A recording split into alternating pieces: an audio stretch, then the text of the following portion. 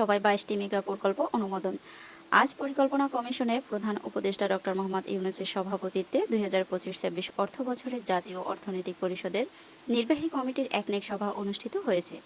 সভায় প্রায় 46,419 কোটি টাকা ব্যয়ে 22টি গুরুত্বপূর্ণ প্রকল্প অনুমোদন দেওয়া হয়েছে।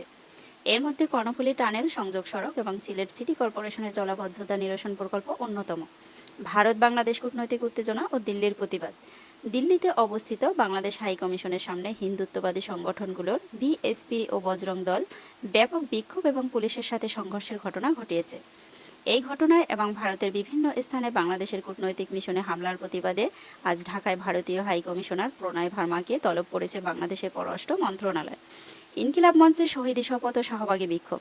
শরীফ ওসমান বিন হাদি হত্যার বিচারের দাবিতে আজ বিকেলে রাজধানী শাহবাগে জাতীয় জাদুঘরের সামনে ইনকিলাব মঞ্চ এক বিশাল সমাবেশের আয়োজন করে।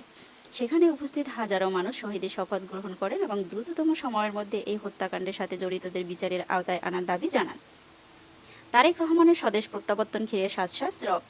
দীর্ঘ 17 বছর নির্বাসন শেষে বিএনপির ভারপ্রাপ্ত চেয়ারম্যান তারেক রহমানের দেশে ফেরার দিনক্ষণ চূড়ান্ত হওয়ায় রাজধানী ঢাকা ব্যানার ও বিলবোর্ডে ছেয়ে গেছে।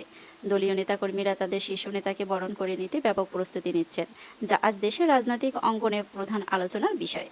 ডোনাল্ড ট্রাম্প ও গ্রিনল্যান্ড ইস্যু। আন্তর্জাতিক রাজনীতিতে আজ বড় খবর ছিল গ্রিনল্যান্ড নিয়ে মার্কিন প্রেসিডেন্ট ডোনাল্ড ট্রাম্পের মন্তব্য।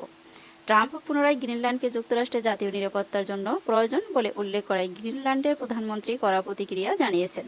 তিনি সাফ জানিয়ে দিয়েছেন, গ্রিনল্যান্ড বিক্রির জন্য নয় এবং আমাদের সিদ্ধান্ত আমরাই নেব।